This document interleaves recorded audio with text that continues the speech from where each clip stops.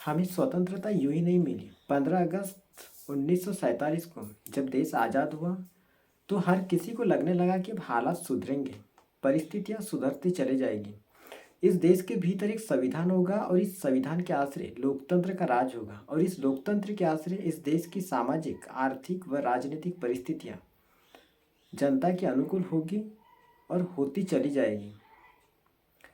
गरीब हो या वंचित हो, दलित हो या आदिवासी हो, बैकवर्ड हो या माइनॉरिटी से क्यों ना हो, हर को लोकतंत्र की छत्र छाया में विकास के अवसर मिलेंगे। यह हर कोई उस समय महसूस करता रहा होगा। तो क्या मौजूदा वक्त में हम और आप वैसा महसूस कर सकते हैं जो महसूस ठीक स्वतंत्रता के समय हर किसी ने महसूस किया होगा? क्योंकि मौजूदा वक्त में इस देश का सच आज भी उस कल्पना के परे है जो सपने उस समय महापुरुषों के रहे होंगे। अपना सब कुछ न्यौछावर करने वाले हर उस शख्स के रहे होंगे, हर उस भारतीय के रहे होंगे।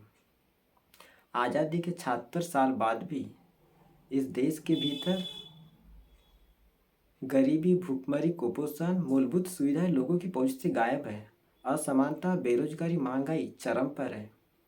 इस देश के भीतर सामाजिक, आर्थिक और राजनीतिक परिस्थितियां कितनी नाजुक होती चली जा रही हैं। ऐसी परिस्थितियों के बीच भारत की मौजूदगी का होना, लोकतंत्र के भीतर जनता की मौजूदगी गायब होती चली जाए।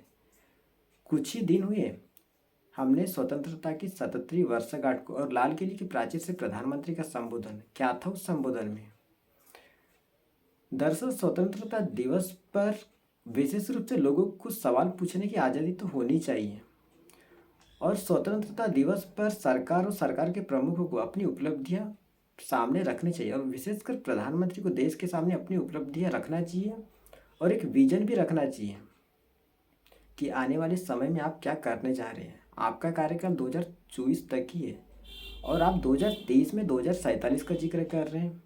जब आप पहले टर्म में थे तो 2022 का जिक्र कर रहे थे। क्या हुआ? आप कौन सा लक्ष्य पूरा किया? क्या हर किसी को घर मिला? क्या इस दौरान किसानों की आय दोगुनी हुई? इस देश का सच यही है कि इस दौर में गरीबी कम नहीं बल्कि और भी ज़्यादा बढ़ी है।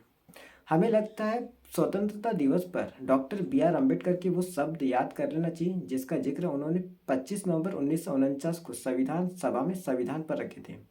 उन्होंने कहा था कि मैं संविधान के गुण दोष पर नहीं जाऊंगा, क्योंकि मैं महसूस करता हूँ कि एक संविधान कितना ही अच्छा क्यों ना हो, इस पर काम करने वाले लोग यदि बुरे हो तो वह निश्चित ही विफल ही होगा। और एक संविधान कितना ही बुरा क्यों ना हो, यदि इस पर काम करने वाले लोग अच्छे हो तो वह निश्चित ही अच्छा ही होगा। और ठीक इसके दूसरे दिन बाद 26 नवंबर 1949 को डॉक्टर राजेंद्र प्रसाद के वो शब्द याद कर लेना चाहिए। उन्होंने कहा था, संविधान जो कुछ प्रदान कर सके या न कर सके, देश का कल्याण इस बात पर निर्भर करता है कि इसे कैसे प्रशासित किया जाता है और यह उन व्यक्तियों पर निर्भर करता है जो इसे प्रशासित करने का काम करते हैं।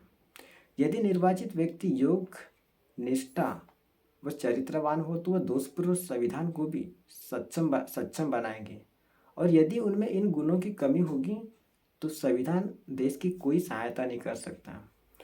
अतः संविधान एक मशीन की भांति प्राणीन है और इसे जीवन, इसका संचालन और इस नियंत्रण उन व्यक्तियों के हाथों में है